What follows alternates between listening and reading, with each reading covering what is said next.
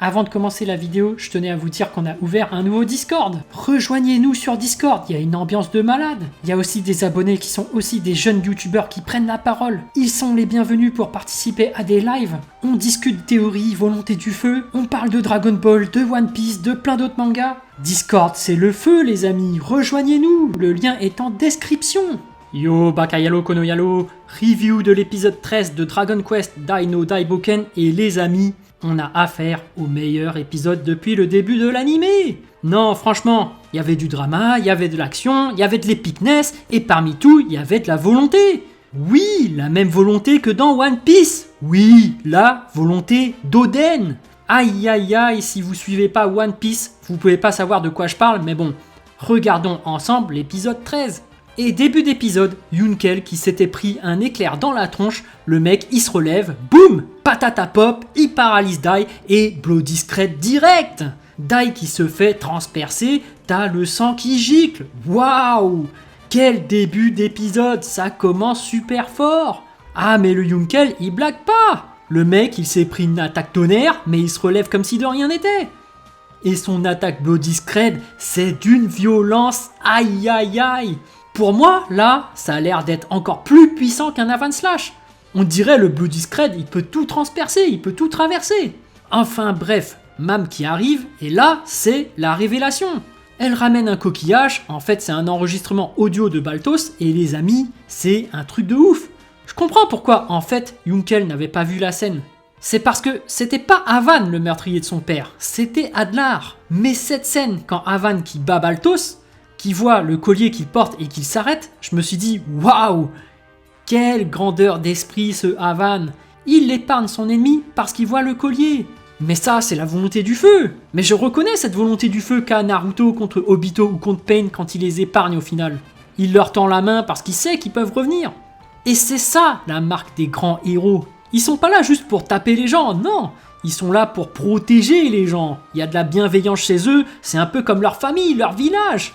Enfin bref, Yunkel qui réalise ce qui s'est passé, et là, ça fait mal. Il se rend compte que tout ce qu'il a fait depuis le début n'était issu que d'un mensonge. Toute cette haine qu'il avait dévouée pour Avan, c'était basé sur du vent. Et le pire, c'est qu'Avan en était conscient, mais il a continué à entraîner Yunkel jusqu'au bout. Non, franchement, ce Avan, c'est un grand homme, respect à lui. Et ça aussi, j'aime bien ce côté chez Yunkel, c'est ce côté culpabilité ensuite. Tu sais que t'as déjà fait du mal, mais au final tu te dis « Non, je peux plus m'arrêter, j'ai trop fait de mauvaises choses ». Non, là, en termes de développement de personnage, on a du bon scénario, c'est vraiment super bien fait. Et ensuite, Daiki se relève, en fait, il avait esquivé le blow discret, mais il est blessé. Donc il est inconscient, mais continue à se battre parce qu'il est vraiment déterminé. Il utilise le sort de feu pour booster son épée, et ça c'est cool. Ça va vous paraître étrange, mais ça m'a rappelé Seiken Densetsu 3, aussi connu sous le nom de Secret of Mana 2. Je sais pas si tu connais le jeu, mais c'est un jeu de Super Nintendo, à l'ancienne, tu vois. Je me souviens, je faisais exactement pareil. Je prenais l'Amazon, je boostais mes armes par rapport à l'élément faiblesse de l'adversaire. Par exemple, t'avais un boss élémentaire de feu, bah boum, je mettais de l'eau dans mon épée. Et puis je me souviens, j'attendais aussi la nuit pour transformer mon humain en loup-garou. Aïe aïe aïe, les dégâts de malade qu'il faisait, c'était un truc de ouf ce loup-garou. Non, franchement, ce jeu c'était une dinguerie. Si vous pouvez le prendre en émulateur Super NES, c'est vraiment une tuerie.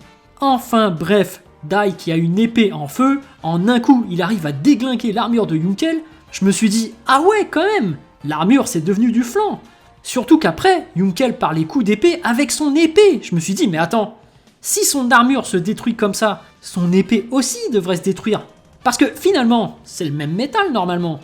Enfin bref, finalement Yunkel qui va paralyser Dai, mais Dai va s'énerver et briser l'entrave. Grâce à Raiden, il va faire un Raiden Slash et briser l'armure de Yunkel en 1000 morceaux. Un peu comme dans Saint Seiya. Là, le pauvre Yunkel, il a plus d'armure, s'il veut revoir son armure, il va devoir aller voir le chevalier du bélier et perdre du sang. Mais ensuite, il y a Flatzar qui arrive sur le champ de bataille, il va juste raviver le volcan qui sommeillait, et là je me suis dit, putain mais il est con Adlar ou quoi? Pourquoi il a construit son donjon au-dessus d'un volcan? Parce que, supposons qu'Avan, il maîtrise le sort Super Crame, d'ailleurs il le maîtrise mais supposons qu'Avan, il arrive devant le donjon et il balance un Super Crame au niveau du volcan. Et ben boum, il entre en éruption et tout le donjon il est fini. Tous les méchants du donjon ils meurent, Adlar compris. Mais bon, on va dire facilité scénaristique pour tuer Yunkel. Bon, en attendant, le Yunkel qui réalise ses torts, et là les amis, la volonté d'Oden. Oui les amis, la volonté d'Oden. Le mec, il y a du magma sur lui, le mec il a pas le temps. Il soulève pas juste ses amis, non. Il prend le rocher carrément, il soulève tout le monde qui a au-dessus du rocher. Et là, c'est comme Oden quand il est dans le chaudron. Il soulève tous ses amis, il supporte la chaleur, il est en train de cramer en dessous. Et là, en vrai, c'est pire que Oden parce que c'est de la lave.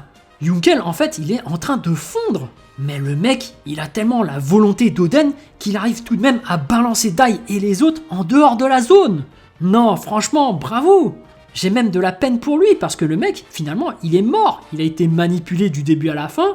Toute sa vie a été un mensonge du début à la fin. C'est juste là qu'il a commencé à réaliser et vouloir faire sa rédemption. C'est super violent pour lui.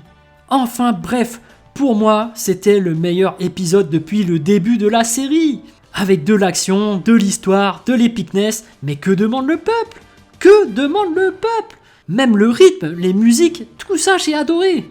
Voilà, j'espère que cette vidéo vous a plu. En tout cas, moi, j'ai vraiment envie de savoir ce que vous avez ressenti et j'ai hâte de lire votre message en commentaire. Évidemment, un petit pouce bleu fait toujours plaisir pour un petit artisan comme moi. Et bien sûr, si vous voulez suivre toute l'actu de ma chaîne, abonnez-vous. Sur ce, je vous dis à plus.